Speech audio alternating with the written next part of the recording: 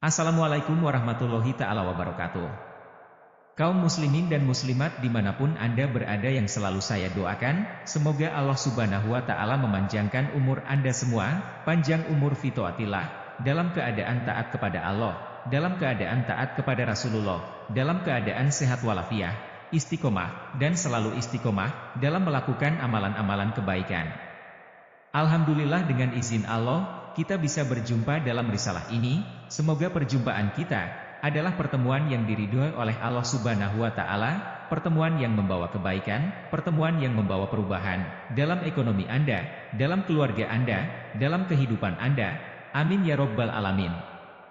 Perlu saya sampaikan pada saudaraku, yang mana masalah ini sangat penting, jadi silahkan Anda simak masalah ini sampai selesai, karena masalah ini akan berhubungan erat dengan yang namanya rizki. Jadi dalam masalah ini, saya akan membahas 3 waktu, yang mana apabila seorang muslim, apabila seorang mukmin melakukan tidur dalam 3 waktu ini, maka rezekinya akan sulit. Ketika dia punya hutang, hutangnya akan susah lunas. Ketika dia berjualan, jualannya akan susah laris. Ketika dia punya usaha, usahanya akan susah maju. Pada waktu apa saja tidur yang bisa menyebabkan orang itu fakir? Atau orang itu tetap hidup dalam lingkaran kemiskinan? Sebelum saya lanjutkan, silahkan bagi para jamaah yang menonton video ini, yang belum like, silahkan ringankan tangannya untuk like dan komen, agar ketika saya berbagi tentang amalan, Anda bisa langsung mendapatkan notifikasinya. Dan silahkan jika Anda seorang muslim, dan menyukai kebaikan, silahkan klik tombol jempolnya, dan tulis doa-doa terbaik Anda di kolom komentar dengan harapan, semoga dengan Anda menulis hajat Anda di komentar, banyak para jamaah lain yang melihat doa Anda dan mengamini doa Anda, sehingga doa Anda cepat diistajib, cepat diijabah oleh Allah Subhanahu wa Ta'ala. Amin ya Rabbal Alamin.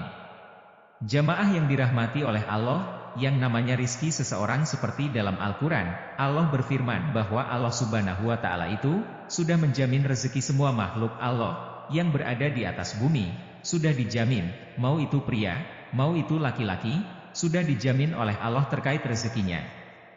Lantas, ketika ada seseorang yang dalam hidupnya mengalami kesulitan rizki, kesempitan ekonomi, maka ini perlu digarisbawahi, pasti ada faktor penyebab. Nah, faktor penyebab itu ada 2, ada faktor internal, ada faktor eksternal. Faktor internal itu adalah penyebab yang kita lakukan oleh diri kita sendiri, sehingga rizki kita sulit. Faktor eksternal adalah misalnya, rezeki kita diganggu oleh orang lain. Nah, kalau dalam pembahasan ini, kita akan fokus membahas penyebab rizki seseorang itu sulit secara internal, yaitu bagaimana kita mengetahui hal yang menjadi penyebab rezeki kita sulit, yaitu kita melakukan aktivitas tidur dalam 3 waktu ini. Nah, tidurkan bahasanya, masa sih Ustadz, tidur bisa menjadi penyebab rizki seseorang itu sulit? Mungkin Anda bertanya seperti itu. Ini yang berkata bukan saya, tapi saya mengambil ilmu, mengambil makalah ini dari para ulama, dari Rasulullah Shallallahu Alaihi Wasallam, yang nanti akan saya terangkan. Kenapa tidur dalam waktu 3 ini akan menjadi penyebab rezekinya sulit? Bahkan misalnya nih, Anda tinggal dalam satu rumah, Anda tidak melakukan hal ini, tapi anak Anda atau suami Anda melakukan tidur dalam 3 waktu ini, itu sama saja mempunyai sifat, mempunyai efek kepada penghuni rumah lainnya. Nah, yang pertama para jamaah, aktivitas tidur yang bisa menyebabkan seseorang rezekinya sulit, hutangnya menumpuk, jualannya sepi, usahanya enggak lancar, adalah tidur setelah waktu subuh. Nah, ini catat, tidur setelah waktu subuh. Para jamaah yang dirahmati oleh Allah, ini ia penyebab rizki yang menghalangi.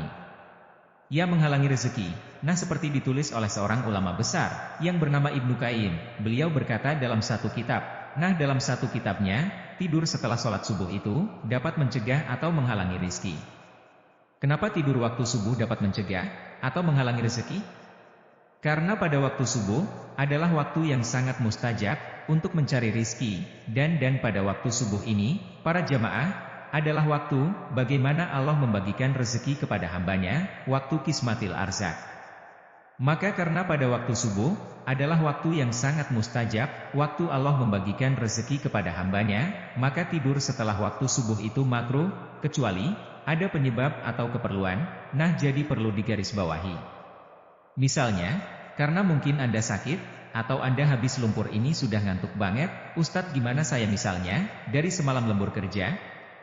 Nah karena ada sesuatu penyebab, atau keperluan, maka itu tidak apa-apa, tapi, usahakan Anda jangan sampai tidur setelah waktu subuh. Misalnya, bapak-bapak nih habis pulang dari masjid salat subuh, baca zikir, melakukan banyak amalan, ya buat kopi setidaknya Anda diniati buat kopi, ya Allah saya niat buat kopi, agar saya tidak ngantuk, dan tidak tidur setelah sholat subuh, buat kopinya itu ibadah, di situ, fatur rizki pintu rizki itu, akan terbuka lebar. Misalnya ibu-ibu nih, nah Ustadz, kalau saya habis salat subuh kan masak, nyiapin keperluan anak, nyiapin keperluan suami, enggak sempat zikir. Ini gimana Ustadz?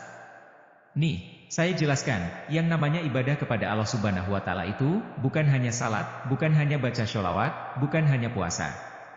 Misalnya, Anda seorang istri pagi hari masak, nyapu, ngepel, itu diniat ibadah, itu menjadi ladang pahala, yang fatur rizki yaitu membuka pintu-pintu kebaikan. Anda misalnya seorang istri, mau nyapu pagi-pagi, nih diniati ya Allah saya niat bersih rumah, saya niat menyiapkan makanan, untuk anak dan suami saya.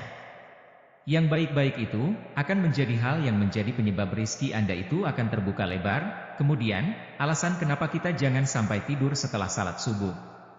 Karena Rasulullah Shallallahu Alaihi Wasallam pernah bersabda, beliau berdoa seperti ini, Allahumma barikli ummati bukuriha, ya Allah berkahilah umatku di waktu paginya. Nah, Rasulullah kan berdoa seperti itu, kemudian, kita sebagai umatnya, ketika selesai salat subuh, kok malah tidur misalnya, ya udah nggak kebagian doanya Nabi Muhammad Shallallahu Alaihi Wasallam, tidak kebagian doa dari Nabi Muhammad, di mana Nabi Muhammad mendoakan keberkahan, bagi umatnya di waktu pagi. Kemudian dalam kitab lain, kenapa kita jangan sampai tidur setelah sholat subuh? Wa minal makruhi indahum anamu Islam kenapa waktu tidur setelah sholat subuh itu dimakruhkan atau dilarang? Jadi pokoknya jangan sampai tidur setelah sholat subuh, sampai terbitnya matahari. Misalnya Anda sudah ngantuk banget lah, itu dipaksa sejenak untuk bagaimana tidak memejamkan mata, nah setelah matahari terbit, ya kemudian Anda sholat duha, mau istirahat, silahkan istirahat, karena pada waktu tersebut, ya waktu setelah salat subuh ila tulus syamsi, adalah waktu ghanimah, waktu yang mengandung kekayaan.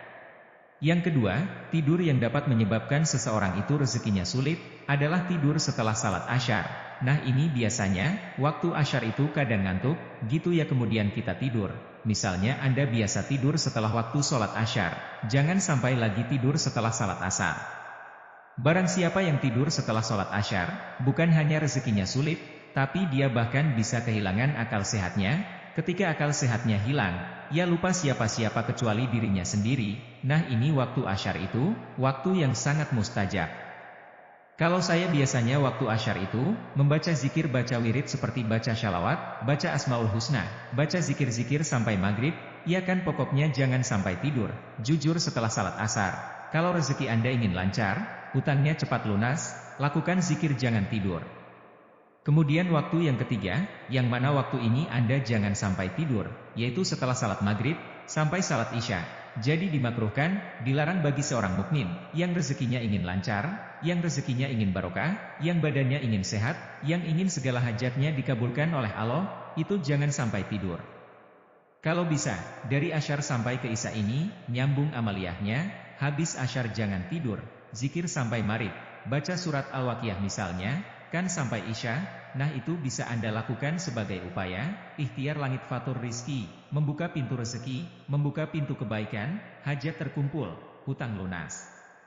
Yang melunasi Allah Subhanahu wa Ta'ala, dengan ikhtiar seperti jalur langit, yang diajarkan oleh para ulama, oleh Rasulullah Shallallahu Alaihi Wasallam, semoga bermanfaat, diingat-ingat sampaikan ke keluarga Anda, sampaikan ke anak Anda, sampaikan ke suami Anda, untuk tidak melakukan tidur pada 3 waktu ini, pagi hari setelah salat subuh, setelah salat asyar, setelah salat maghrib, sampai salat-salat isya. Itulah yang bisa saya sampaikan, semoga bermanfaat, silahkan simak risalah saya yang lain, semoga bisa membawa perubahan dalam hidup Anda, sehat, berkah, sukses. Wassalamualaikum warahmatullahi wabarakatuh.